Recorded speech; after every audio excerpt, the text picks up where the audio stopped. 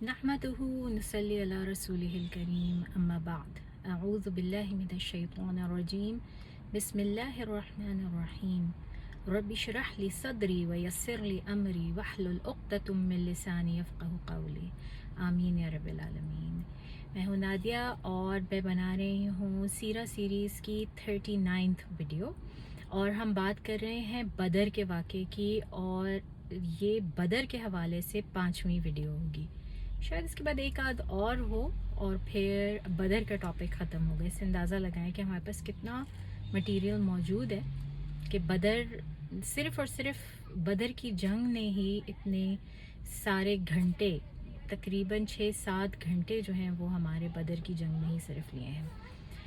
تو شروع کرتے ہیں۔ اس ویڈیو کی شروعات ہم کریں گے امیہ بن خلف کی کہانی سے کہ اس کی موت کس طرح سے واقع ہوئی بدر کے دنوں میں۔ امیہ بن خلف قریش کے ان سرداران میں سے تھا جو کہ بہت ہی بزدل تھے، جو کہ اپنے گروہ کے بیچ میں بیٹھ کے تو ہر طرح کی بات کرتے تھے، بڑی بڑی ڈینگیاں مار لیتے تھے، لیکن جب ان کے اوپر وقت پڑتا تھا اور جب انہیں خود کچھ کرنا پڑتا تھا تو ان میں تپڑ نہیں تھے مقابلہ کرنے کے کسی سے بھی۔ اور یہ ایک ایسا شخص تھا جب یہ تنگ کیا کرتا تھا رسول صلی اللہ علیہ وسلم کو، ابو جہل اور دوسرے تیسرے سرداران کے ساتھ بیٹھ کے، اور جب رسول اللہ صلی اللہ علیہ وسلم نے اس کو بد دعا دی تھی سب کو، اس شخص کو اس بد دعا پر اتنا یقین تھا کہ اس کو 100% شور تھا کہ میں ضرور مارا جاؤں گا، اور میں رسول صلی اللہ علیہ وسلم کے ہاتھ سے مارا جاؤں گا۔ تو یہ جانا ہی نہیں چاہتا تھا، یہ اس جنگ میں شرکت ہی نہیں کرنا چاہتا تھا، مگر جیسا کہ ہم بات کر چکے ہیں کہ ابو جہل نے ایک ایک کو ذلیل کر کر کے، ان کی کمزوریاں یاد دلا دلا کے، اور ان کو اکسا کے، ان کی ایگو کو جو ہے وہ للکار کے، ان سب کو جنگوں پہ جانے پہ جو ہے وہ مجبور کیا تھا۔ تو امیہ بن خلف بھی تھا اور یہ اس کا لڑکا بھی تھا، یہ دونوں بھی آئے اس جنگ پہ، لیکن جب انہوں نے دیکھا کہ جنگ کا پانسا پلٹ گیا ہے تو یہ ڈھونڈنے لگے راہ فرار، اور یہ جنگ کے مڈسٹ میں تھے، بالکل سینٹر میں تھے، ان کو بھاگنے کا بھی راستہ نہیں ملا۔ تو ان کی نظر پڑی عبد الرحمن بن عوف پر۔ عبد الرحمن بن عوف جو تھے ان کے بارے میں مشہور تھا کہ وہ بہت زبردست تاجر تھے، اور جس چیز کو ہاتھ لگاتے تھے سونا بنا دیتے تھے۔ مکہ کے دنوں میں بھی ان کا یہی حال تھا، اور عبد الرحمن بن عوف جو ہیں وہ ان کے بڑے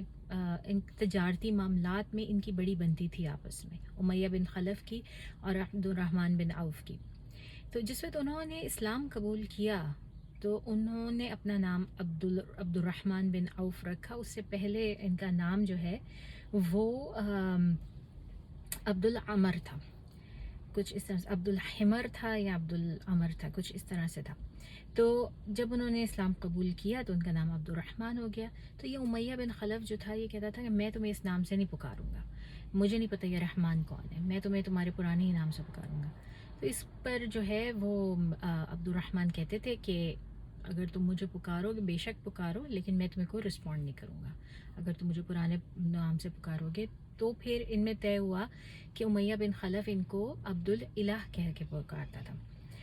تو اب انہوں نے جب جنگ کے دوران دیکھا،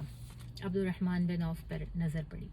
تو عبد الرحمن بن عوف کو جلدی سے جو ہے نا وہ پکارا، اور کیونکہ یہ جانتا تھا کہ یہ عبد الرحمن بن عوف جو ہے وہ کس نیچر کے ہیں، تو اس نے کیا کیا، اس نے پکارا ان کو، اور دونوں ہاتھوں سے جو ہے نا وہ ان کو پکڑ لیا۔ اور اس وقت عبد الرحمن کے ہاتھ میں کوئی زرہ تھی جو انہوں نے حاصل کی تھی، اور اس کو رکھنے جا رہے تھے وہ مال غنیمت کی اس پہ۔ تو امیہ نے ان کو پکڑا اور کہا کہ عبد الالہ، اگر میں تمہیں زرہ سے بڑھ کر مال دوں، کئی دودھ دینے والے اونٹ دوں اور بہت کچھ، تو تم اسے چھوڑ کر اور مجھے بچاؤ گے، یا ایٹ لیسٹ مجھے اپنا قیدی بنا لو۔ اور عبد الرحمن مجھے بھی، اور ان کے ساتھ ایک جو لڑکا تھا غالباً ان کا بیٹا ہی تھا امیہ بن خلف کا، کہ ہم دونوں کو اپنا قیدی بنا لو۔ اب عبد الرحمن بن عوف جو ہیں بینگ اے بزنس مین، ان کی بزنس مینٹیلٹی تھی، ان کے ہاتھ میں ایک زرہ موجود تھی جو ان کو امید تھی کہ اس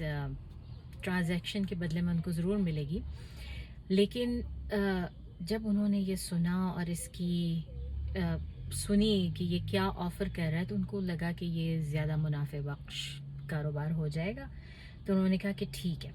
ان کو یہ ٹرانزیکشن بہت ہی بھلی معلوم ہوئی. انہوں نے وہ زرہ پھینکی امیہ بن خلف کو اور اس کے بیٹے کو، دونوں کے ہاتھ پکڑے اور وہاں لے جانے لگے جہاں پر ایک کیمپ سا تھا جہاں پہ سارے جنگی قیدیوں کو بٹھایا جا رہا تھا. تو یہ وہاں لے کے جانے لگے.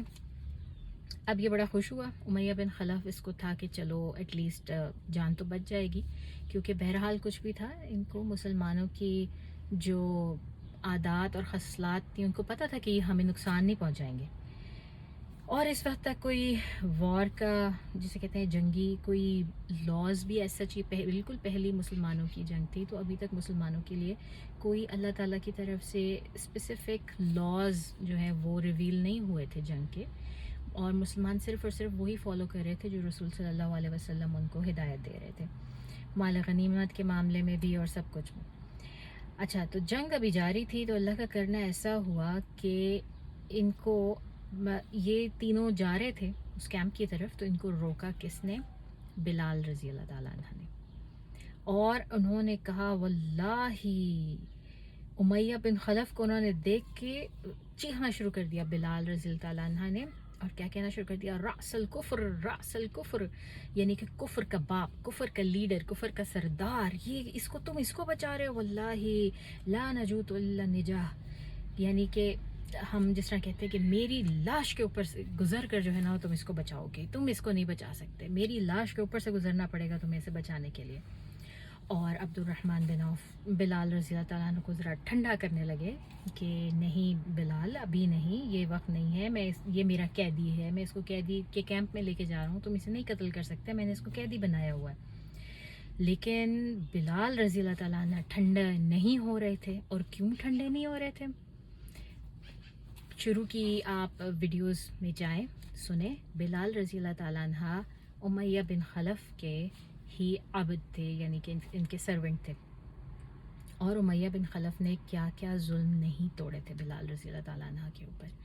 ان کو تپتی ریت پہ لٹا کے ان کے سینے کے اوپر بھاری پتھر رکھنا، گرم گرم پتھروں پہ ان کو لٹانا، اور دنیا جہان کے ان کے اوپر ظلم و ستم کیے تھے امیہ بن خلف نے. کس لیے؟ صرف اس لیے کہ ایک لفظ کہہ دو کہ یہ اللہ جو ہے نا یہ کچھ نہیں، یہ ہمارے اپنے اللہ کے ساتھ ہمارے جو بت ہیں ان کے نام بھی لو. اور بلال رضی اللہ تعالیٰ عنہ مسلسل کہتے رہے احد احد، کہ اللہ بس ایک ہے اور وہی ہے، واحد ہے. باقی بلال رضی اللہ تعالیٰ عنہ نے اپنی جان کی، اپنے جسم کو بھی اتنی اہمیت نہیں دی اللہ کے اس کے اوپر. ان کو تھا کہ کوئی بات نہیں، یہ سب کچھ لٹ جائے. اور مطلب ایسے دور میں جب ابھی بالکل نیا نیا تھا مسلمانوں کے لیے، ابھی کچھ نہیں، مسلمانوں کا کوئی ہولڈ نہیں، کچھ بھی نہیں تھا. ہے تو بدر کی جنگ بھی کافی ارلی سٹیجز میں ہی، لیکن اس وقت جو بلال رضی اللہ تعالیٰ عنہ نے کر دیا وہ انہرڈ آف تھا، مطلب اس کی مثال کوئی نہیں ملتی. تو یہ وہی بلال رضی اللہ تعالیٰ عنہ تھے، اور امیہ بن خلف کو دیکھ کے ان کو تھا کہ اس کو تو قتل کرنا میرا حق ہے، ان کو یہ تھا. اور انہوں نے عبد الرحمن بن عوف کو روک لیا، اور چیخنا جو انہوں نے شروع کیا رأس الکفر، رأس الکفر، تو اور بھی بہت سارے انصار اور جو وہ تھے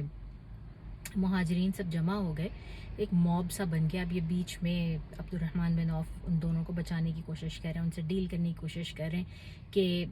بات کرو، بات کر کے ہم معاملہ طے کرتے ہیں. اور یہ سارے جو مسلمان ارد گرد اکٹھے تھے، ان کے ہاتھ میں نیزے بھی تھے، تلواریں بھی تھیں، تیر بھی تھے، تو یہ ان کو پوک کر رہے تھے، ساتھ ساتھ اس سے پوک کرتے رہے. اور بلال رضی اللہ تعالیٰ عنہ کا جوش بڑھتا ہی رہا، بڑھتا ہی رہا. ان کی آواز بلند سے بلند تر ہوتی رہی کہ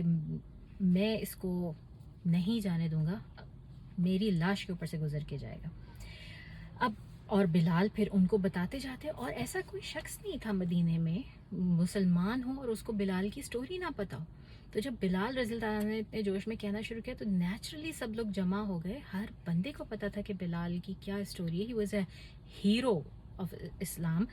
اس وقت. تو ان کی لیگیسی کو بچہ بچہ جانتا تھا، کسی کو جو ہے نا کہنے کی ضرورت نہیں تھی کہ بہرحال بلال رضی اللہ عنہ کہتے رہے کہ یہ اس کو مجھے دے دو، تم اپنے اس قیدی کو جو ہے وہ میرے حوالے کیا جائے۔ اب عبد بن الرحمن بن عوف کو نہ صرف بلال نے بلکہ تمام انصار سے بھی مذاکرات کرنے پڑے، جو لوگ جمع ہو گئے وہ سب کے سب بلال کی سائڈ پہ تھے، اور ان سب کو بلال رضی اللہ عنہ سے ہمدردی تھی، اور ان کو تھا کہ ہاں یہ بلال کا حق ہے، اس شخص کو مارنا بلال کا حق ہے رضی اللہ تعالیٰ عنہ۔ مجمع بڑھتا گیا، ان لوگوں نے نیزوں اور تلواروں اور ہاتھوں سے امیہ کو پوک کرنا شروع کر دیا، مارنا، جہاں سے جس کا داؤ لگ رہا تھا وہ ایک ہاتھ لگا دیتا تھا۔ تو عبد الرحمن بن اب اس مجمع کی وجہ سے عبد الرحمن کو اپنے پاؤں میں بھی ان کے جو ہے وہ شدید زخم لگے، ان کو بچاتے بچاتے، ان دونوں قیدیوں کو بچانے کے چکر میں ان کے اپنے بھی ان کو شدید زخم آئے، اور وہ جب تک زندہ رہے تو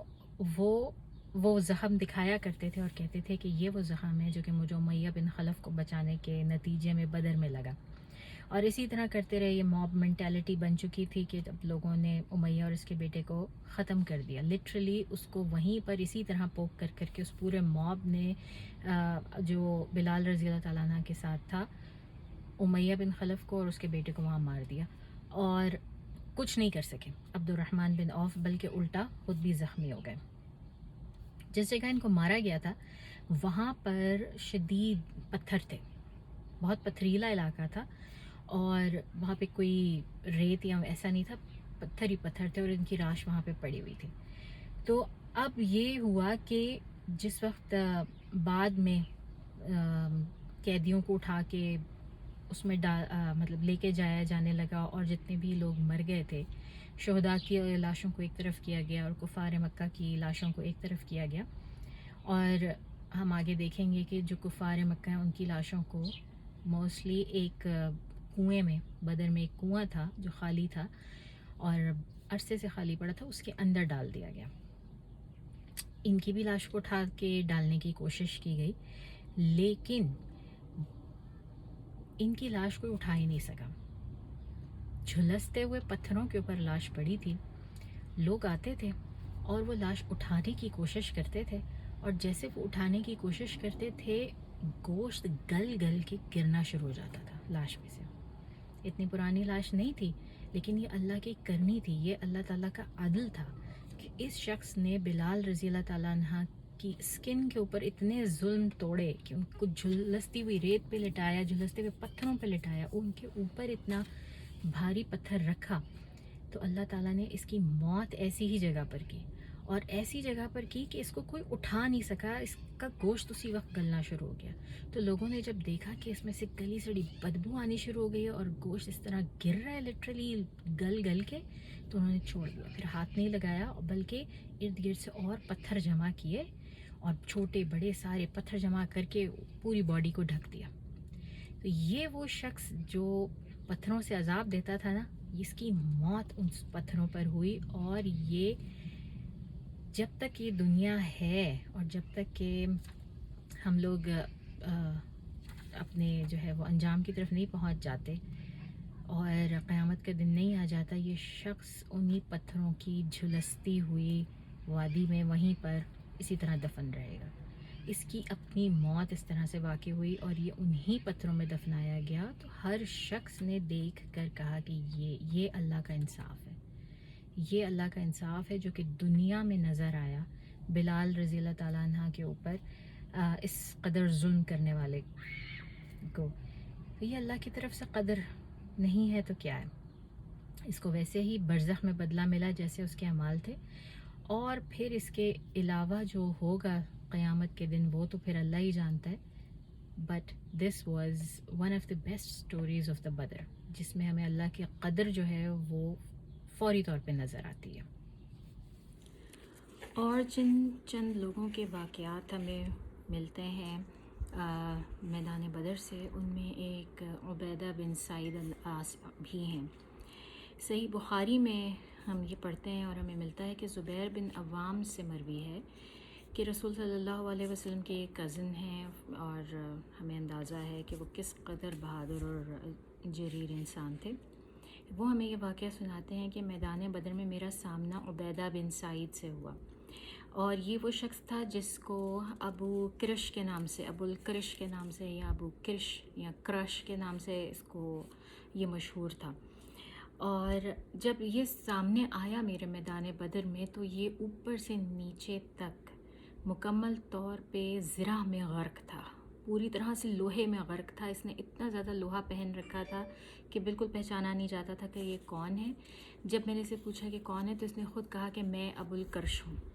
اور اس کی صرف اور صرف چھوٹی سی بس وہ آنکھیں نظر آ رہی تھیں اس کے پورے خود میں سے، اور اس کا ایسا ہیلمٹ تھا کہ اس کا پورا منہ بھی اسے ڈھکا ہوا تھا اور جسم کا کوئی اور حصہ نظر نہیں آ رہا تھا، اور صرف آنکھیں نظر آ رہی تھیں ذرا سی۔ تو زبیر بن عوام کہتے ہیں کہ انہوں نے سیدھا ان کے ہاتھ میں اس وقت جاولن تھا، نیزہ تھا، تو انہوں نے سیدھا اس کی آنکھوں کا نشانہ لیا اور اس میں مارا، اور ایسا جیولن وہ نشانے پر لگا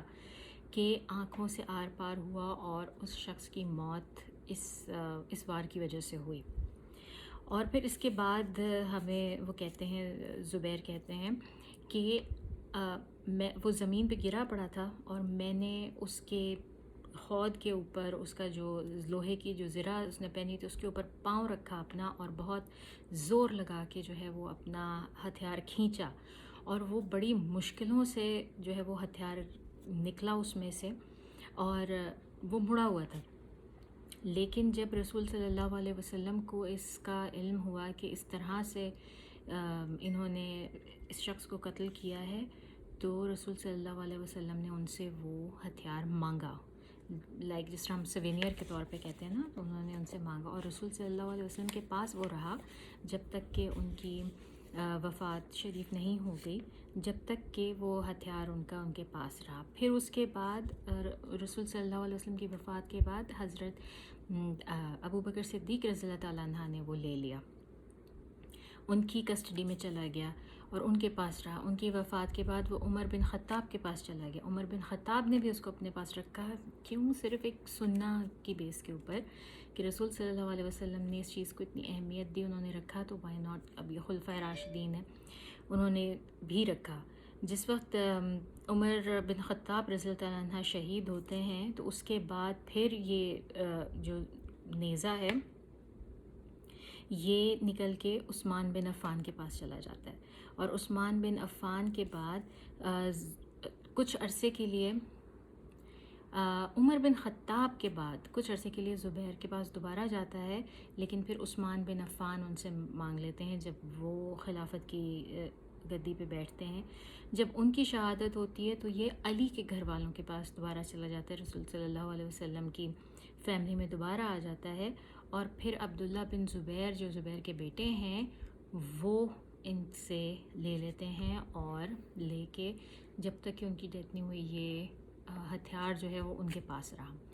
تو اس ہتھیار کی یہ اہمیت تھی، کیونکہ رسول صلی اللہ علیہ وسلم نے اس کو یہ اہمیت دی، اپنے پاس رکھا، تو باقی تمام صحابہ کرام نے بھی اس کو متبرک جانا، اس کو سننا کی طرح اپنے پاس رکھا۔ اس کے بعد ایک اور صحابی ہیں قتادہ بن النعمان، یہ ان کا قصہ بھی کافی مشہور ہے، بدر کے قصوں میں آتا ہے۔ جس طرح ہم نے عکاشہ کا واقعہ سنا تھا کہ ان کی تلوار ٹوٹ گئی تھی، رسول صلی اللہ علیہ وسلم نے ان کو درخت کی ٹہنی پکڑا کے کہا تھا جاؤ اس سے لڑو،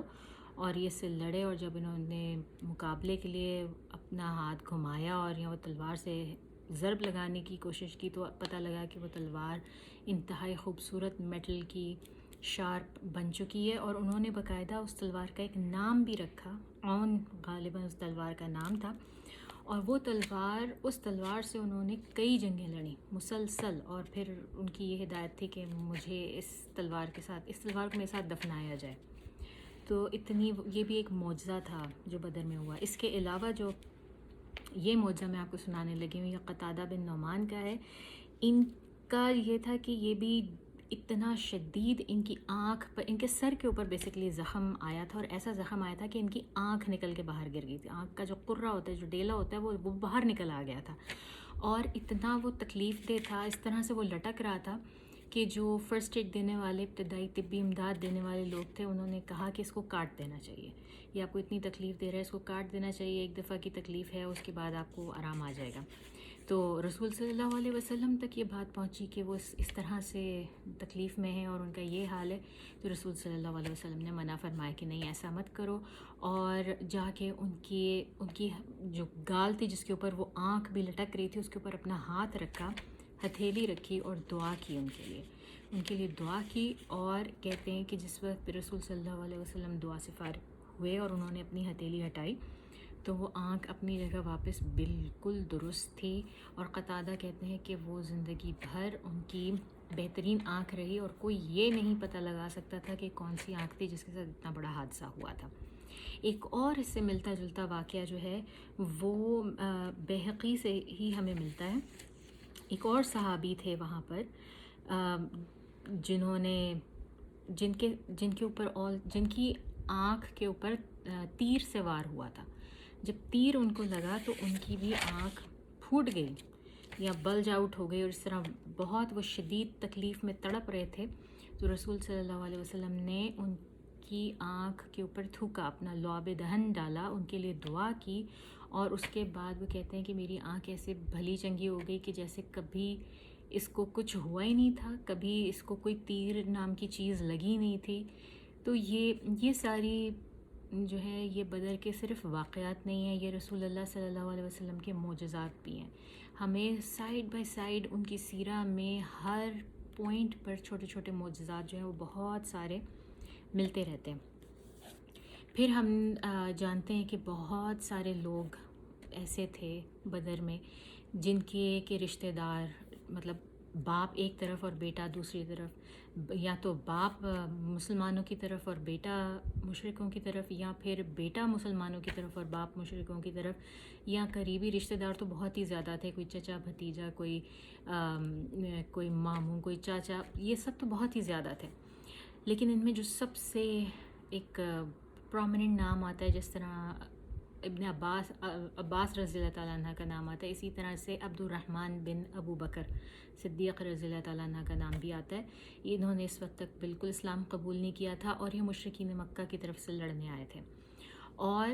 ابو بکر کا ان سے آمنا سامنا ہو گیا۔ اب ابو بکر صدیق جس وقت میدان جنگ میں اپنے بیٹے کو دیکھتے ہیں تو ہم یہ دیکھتے ہیں کہ کوئی ایسا ایموشن نہیں تھا کہ جس سے کہ یہ کہا جائے کہ وہ بیٹے کو دیکھ کے پگھل گئے۔ ان کی تمام تر ایموشن، تمام تر جو ان کی جو بھی ان کی لائلٹی تھی، وہ سب کی سب اللہ تعالیٰ کی طرف تھی، اور انہوں نے اپنے بیٹے کو دیکھا اور پکار کے للکار کے کہا، او اللہ کے دشمن، وہ میں جو اپنی مال و دولت چھوڑ کر آیا تھا اس کا کیا ہوا؟ تم نے کیا کیا اس کا؟ جس پر عبد الرحمن بن ابو بکر نے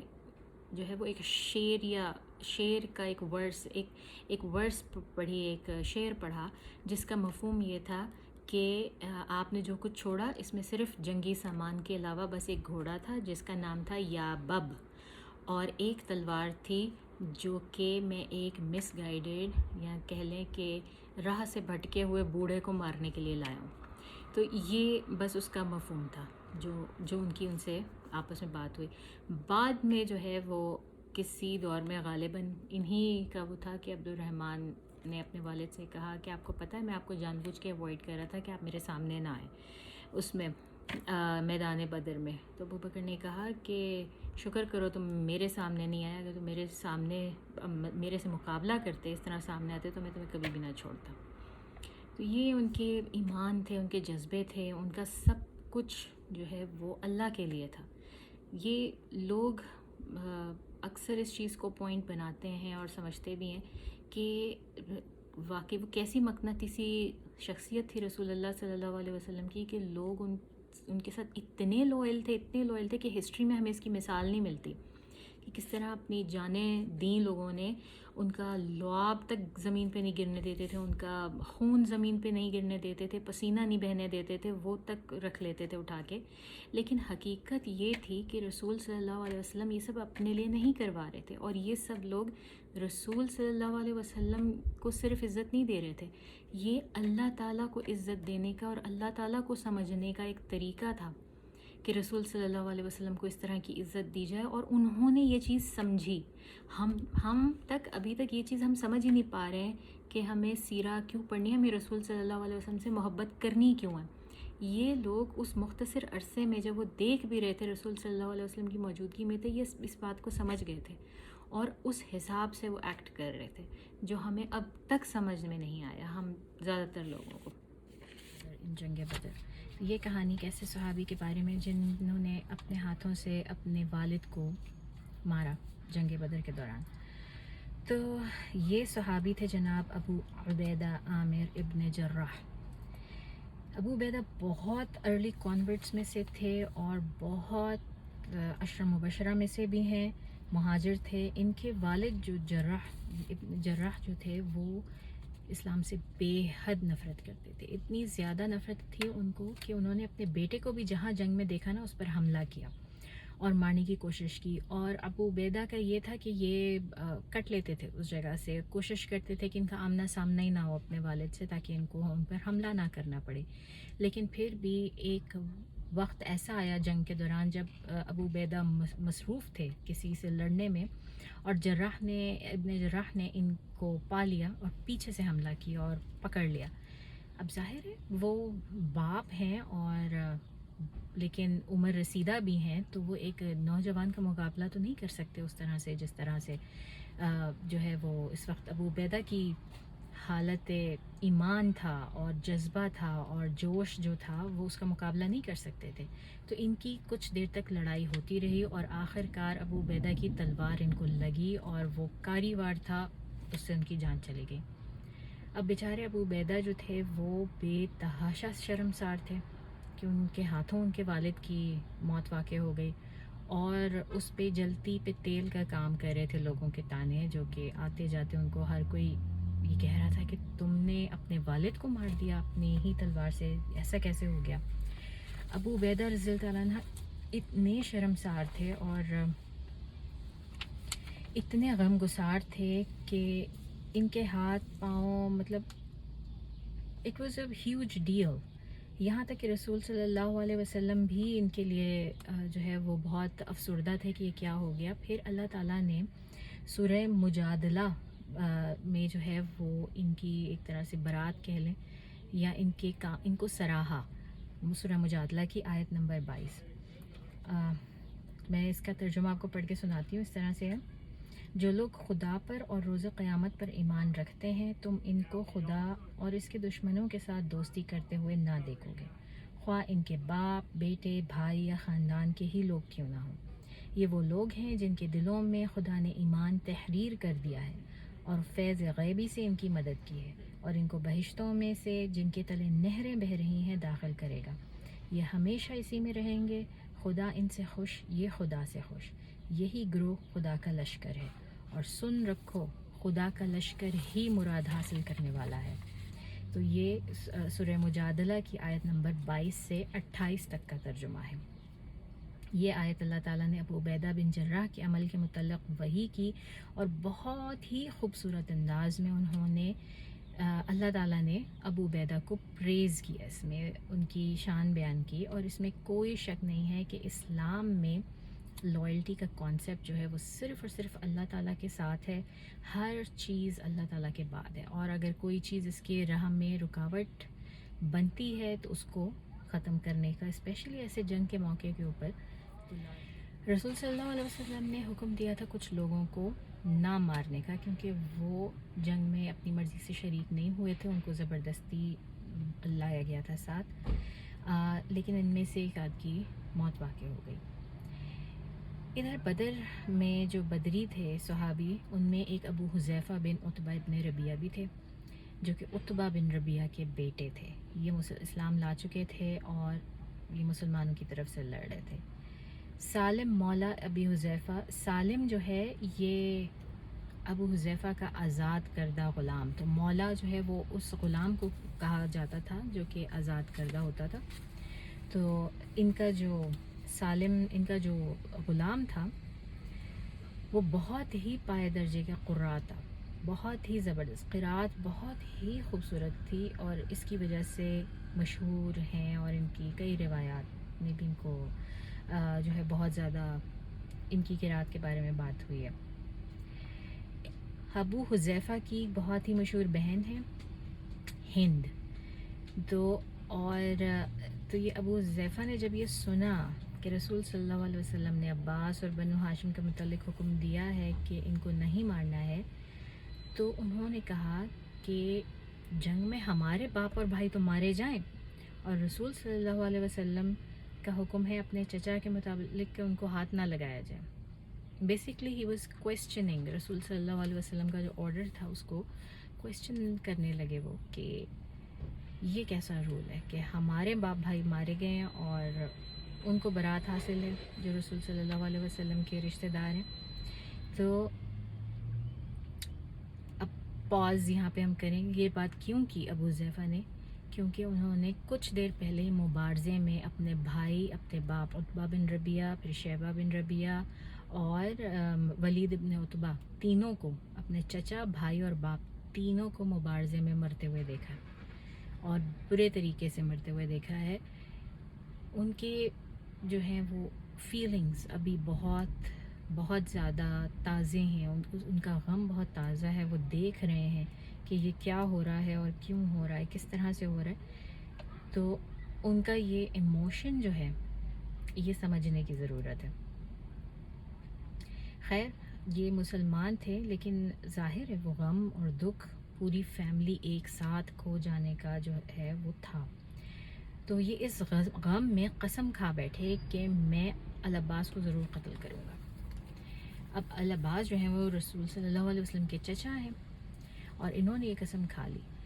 اور یہ بات جو ہے وہ رسول صلی اللہ علیہ وسلم تک پہنچ گئی، مسلمانوں کی فوج میں پہنچ گئی کہ یہ جو ہے حذیفہ، ابو حذیفہ، انہوں نے قسم کھا لی ہے العباس کو مارنے کی. نیچرلی عمر بن خطاب تک بھی پہنچی، رسول صلی اللہ علیہ وسلم تک بھی پہنچی. تو رسول صلی اللہ علیہ وسلم نے، عمر بن خطاب ان کے پاس میں تھے، ان سے بات کی، انہیں کہا کہ یا ابا حفص.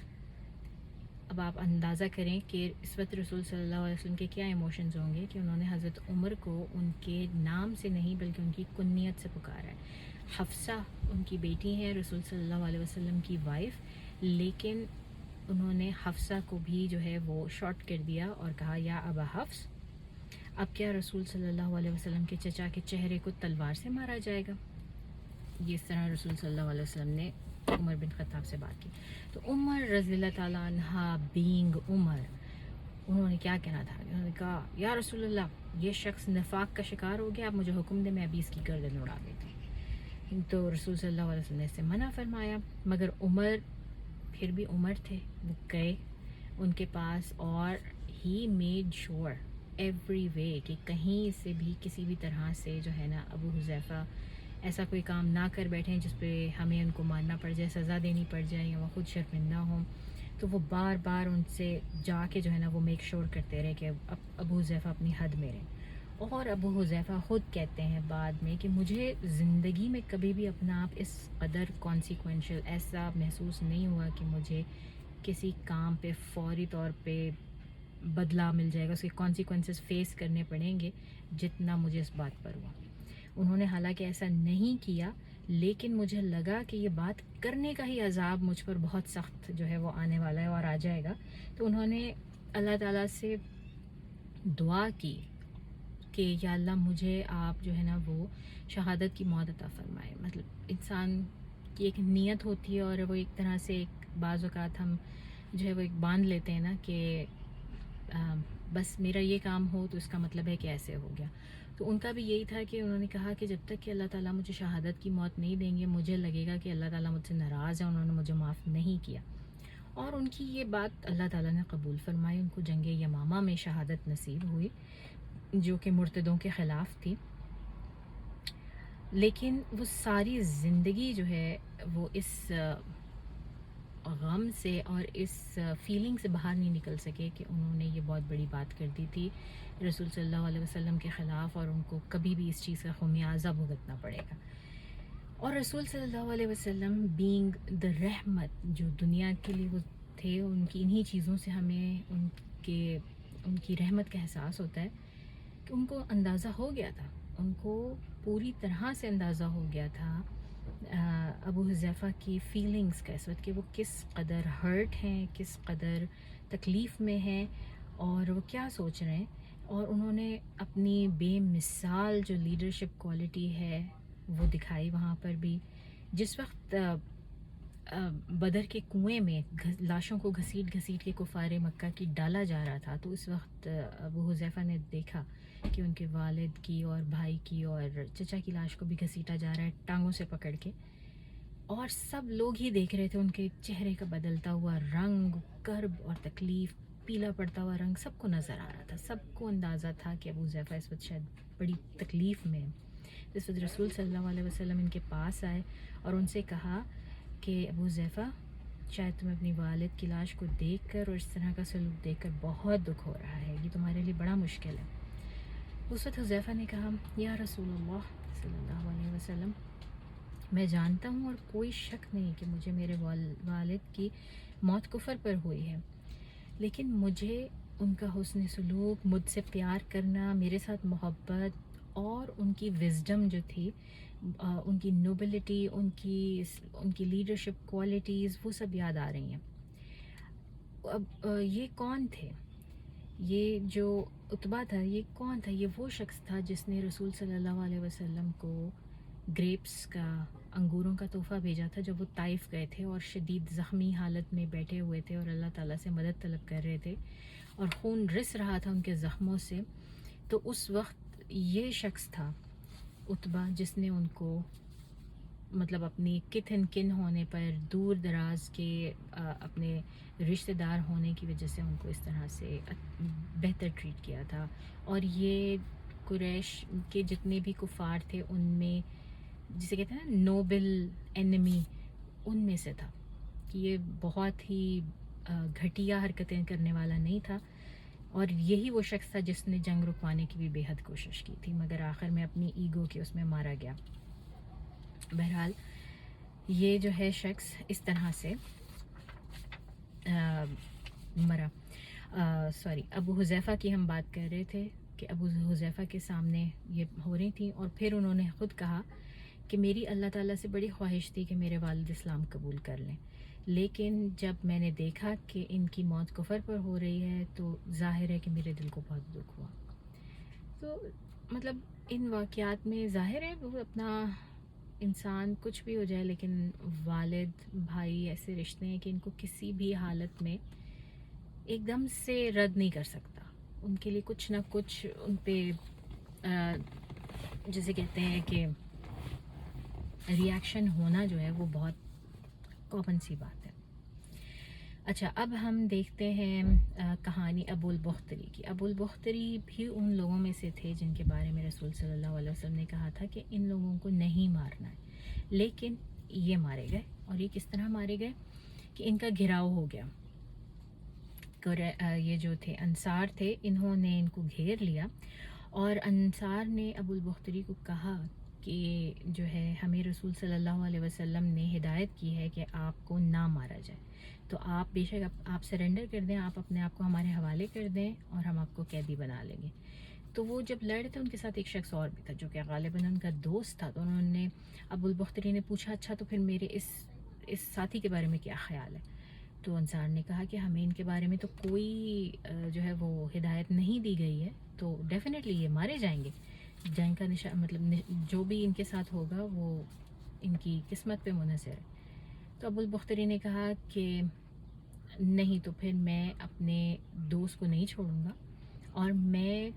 قریش کی عورتوں کو یہ کہنے کا موقع نہیں دوں گا ہرگز کہ ابو البختری نے اپنی جان بچا لی اور اپنے دوست کو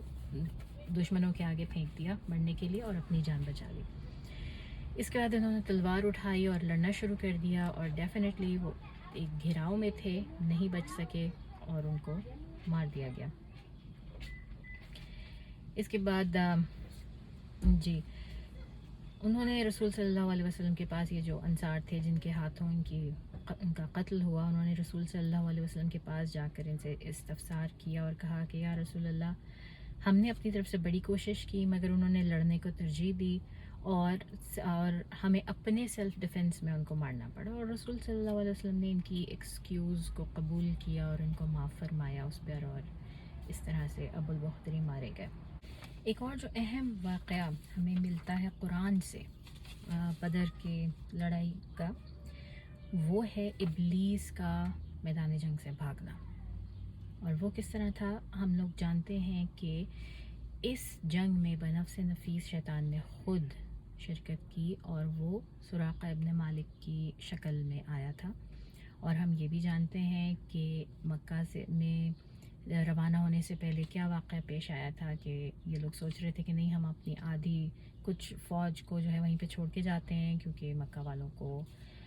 لگتا تھا کہ ان کے اوپر حملہ نہ کر دے سراقہ کا قبیلہ، کیونکہ ان کی کچھ اس طرح کی ہسٹری تھی، دشمنی چلی آ رہی تھی، جس پر ابلیس خود سراقہ بن مالک بن کر آیا، اور اس نے ان کو یقین دلایا کہ میں تم لوگوں کے ساتھ جا رہا ہوں، تو ایسے کیسے ہو سکتا ہے کہ کوئی اور تم پہ آ کے حملہ میرا قبیلہ کر دے، تو بالکل فکر نہ کرو، چلو میرے ساتھ۔ تو یہ ان کے ساتھ رہا تھرو آؤٹ، اور جنگ کے دوران بھی ان کے ساتھ رہا۔ تو جب جنگ کا پانسا پلٹا، اور جب اس نے دیکھا، سراقہ بن مالک نے یا ابلیس نے دیکھا کہ اللہ کی مدد اتر رہی ہے باقاعدہ فرشتوں کی صورت میں، جبرائیل امین اور اپنے فرشتوں کے ساتھ اترے ہیں اور وہ کریں، کیونکہ ہم انسان تو نہیں دیکھ سکتے، اور ہمیں اندازہ بھی ہوتا ہے کہ مسلمانوں میں سے کسی کو نظر نہیں آ رہے تھے وہ فرشتے، لیکن کفار کو نظر آ رہے تھے کسی کسی کو، اور یہ تو جن تھا، ابلیس تو جن تھا، یہ تو رہا تھا فرشتوں کے ساتھ، یہ تو دیکھ سکتا تھا ان کو۔ تو جب اس نے دیکھا کہ جبرائیل امین اترے ہیں اور فرشتے اتر رہے ہیں، تو یہ لگا میدان جنگ سے بھاگنے۔ اب اس وقت فوج میں سے الحارث بن ہشام وہ اس کے ساتھ کہیں تھے، اور انہوں نے اس کو روکنے کی کوشش کی کہ تم کدھر بھاگے جا رہے ہو، اور کہاں، اور یہ اور وہ، اور فزیکلی یعنی کہ ہاتھ پکڑ کے یا فزیکلی جا کے اس کو روکنے کی کوشش کی، تو اس نے اتنی زور کا ان کو مارا کہ وہ اڑ کے دور جا کے گرے، جس طرح موویز میں دیکھتے ہیں نا کہ اڑ کے جو ہے وہ بندہ کوئی دور جا کے گرتا ہے، ظاہر ہے اس کی پاور جن ہونے کی حیثیت سے انسانوں سے کہیں زیادہ تھی، کہ وہ اس چیز کا شاید ان کو بھی اس وقت احساس ہوا، الحارث کو بھی احساس ہوا، تو وہ بہت دور جا کے اڑ کے گرا، بالکل یہ شاید ایسا سین ہو اگر ہم اپنے دماغ میں لے کر آئیں جیسے کسی ایکسورسزم مووی میں ہوتا ہے۔ تو اس نے جناب یہ کیا کہ اس نے ان کو مارا اور وہ بھاگنے لگا، اور جاتے جاتے وہ یہ کہتا جا رہا تھا کہ میں جو دیکھ سکتا ہوں وہ تم نہیں دیکھ سکتے، میں تو اللہ سے ڈرتا ہوں جو تمام جہانوں کا مالک ہے۔ یعنی کہ یہ جن اور ابلیس، مطلب مجھے تو ایسا لگتا ہے کہ ہم انسانوں سے کہیں زیادہ جو ہے نا اللہ تعالیٰ کا ایمان اس شیطان کو ہے، اور کیوں نہیں ہوگا، یہ اتنے ہزاروں سال سے جی رہا ہے اور اللہ تعالیٰ کی بارگاہ میں تھا اور فرشتوں کے ساتھ تھا، تو یہ اللہ پر ایمان نہ رکھے، یہ تو ممکن ہی نہیں ہے۔ یہ تو اس نے اپنی زندگی کا جو ہے ایک وتیرہ بنایا ہوا ہے، اس نے اپنی زندگی کا مشن بنایا ہوا ہے کہ اس نے تمام انسانوں کو گمراہ کرنا ہے اور اپنے ساتھ جہنم میں لے کے جانا ہے اپنی عداوت کی وجہ سے جو اس کی ہے، ورنہ ایسا ہو نہیں سکتا کہ جو شخص اتنا قریب سے خدا کو دیکھ چکا ہو، اس کی جنت دیکھ چکا ہو، اس کی دوزخ دیکھ چکا ہو، اس کی جو ہے وہ یہ سارے اینجلز دیکھ چکا ہو، وہ کیسے یقین نہ کرے۔ لیکن اللہ تعالیٰ نے بھی جس کی جو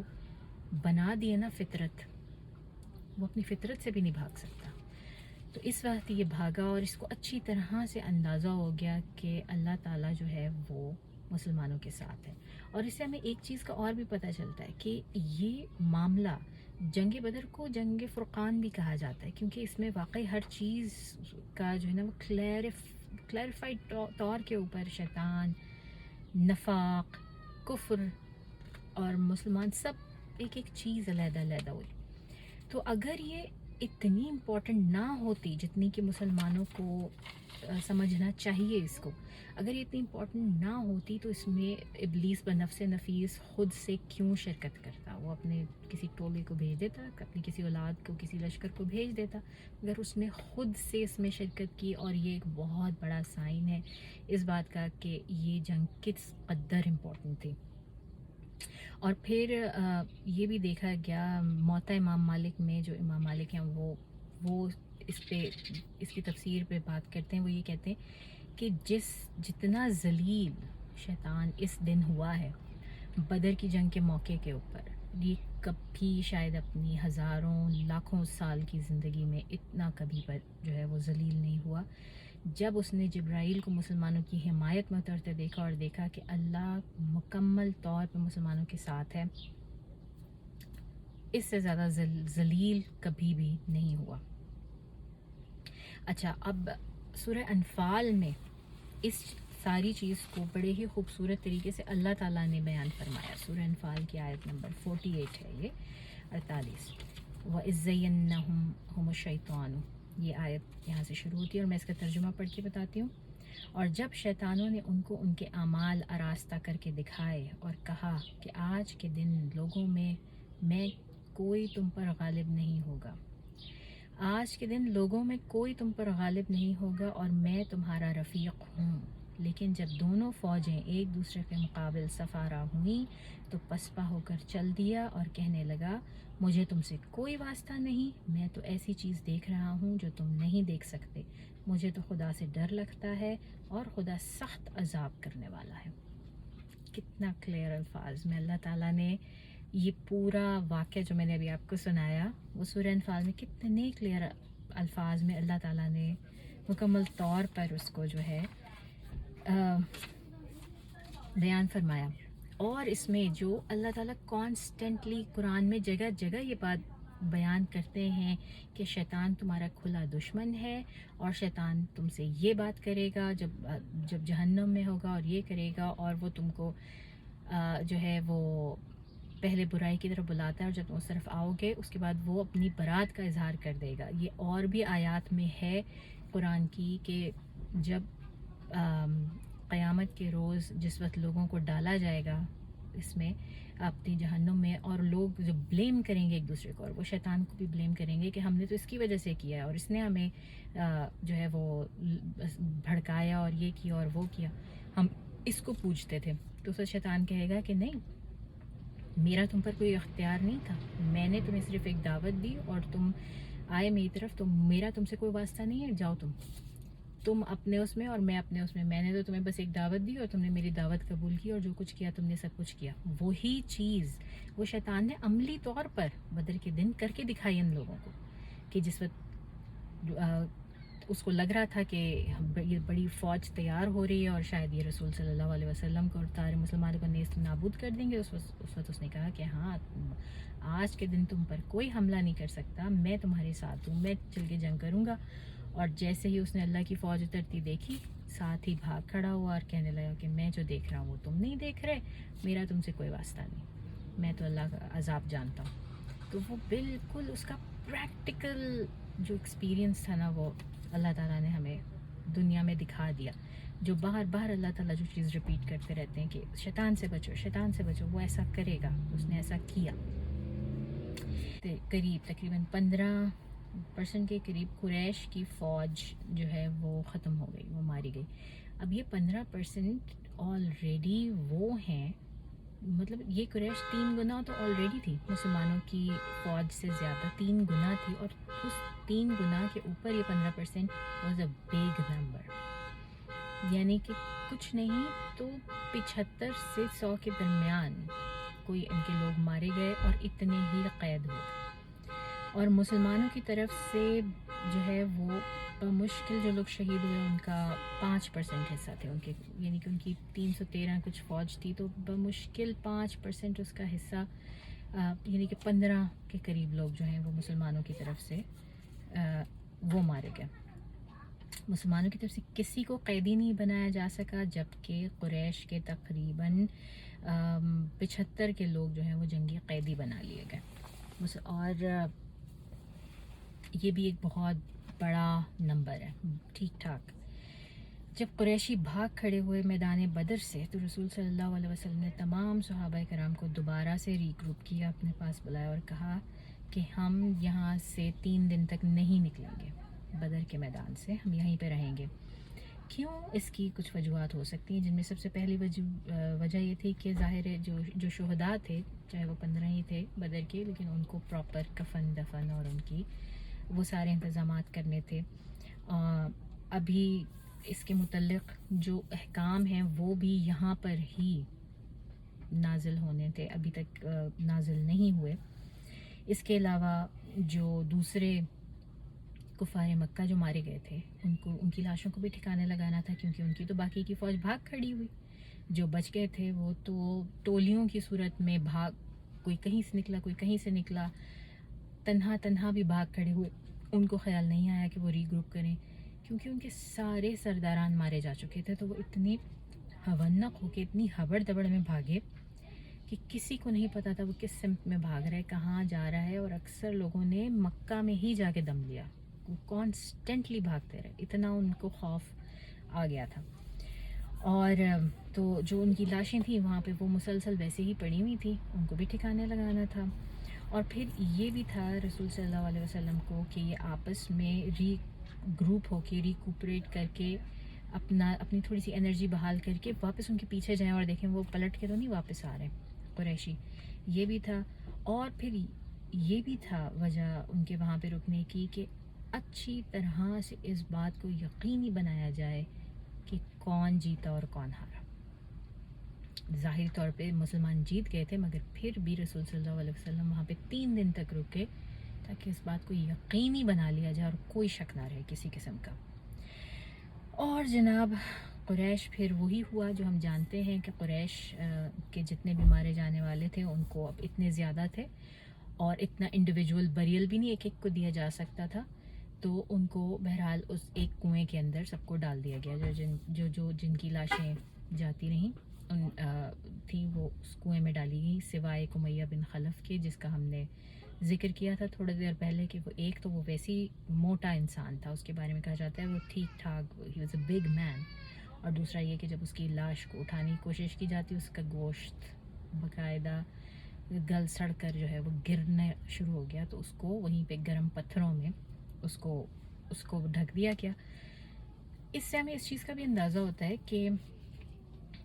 آلدو وہ آپ کی انیمی کی لاشیں تھیں، وہ ساری کی ساری انیمیز کی تھی، ٹھیک ہے، ان کو بہت کوئی اعلیٰ بریل نہیں دیا، لیکن پھر بھی کچھ ڈگنیٹی ان کی رکھی اور ان کو کنویں میں ڈال دیا گیا، کنواں بھر دیا گیا اوپر سے. اس طرح کیا گیا. لیکن بہرحال مسلمانوں کی لاشوں کو پراپر بریل دیا گیا اور ان کو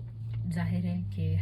یہ جسے کہتے ہیں نا منیمل رسپیکٹ شو کی، اور ایسا ہرگز نہیں کہ کسی کی لاش کو میوٹیلیٹ کیا گیا ہو یا کوئی زیادتی کی گئی ہو، کچھ اس کو کاٹم پیٹی کسی برے طریقے سے، ایسا ہرگز نہیں کیا. ان کو سب کو جو ہے وہاں پر اس طرح سے اس کنویں میں ڈال دیا گیا سوائے امیہ بن خلف کے. اچھا، سبحانک اللہم و بحمدک اشہد ان لا الہ الا انت استغفرک و اتوب الیک و آخر الدعوانا ان الحمد للہ رب العالمین. السلام علیکم ورحمۃ اللہ وبرکاتہ.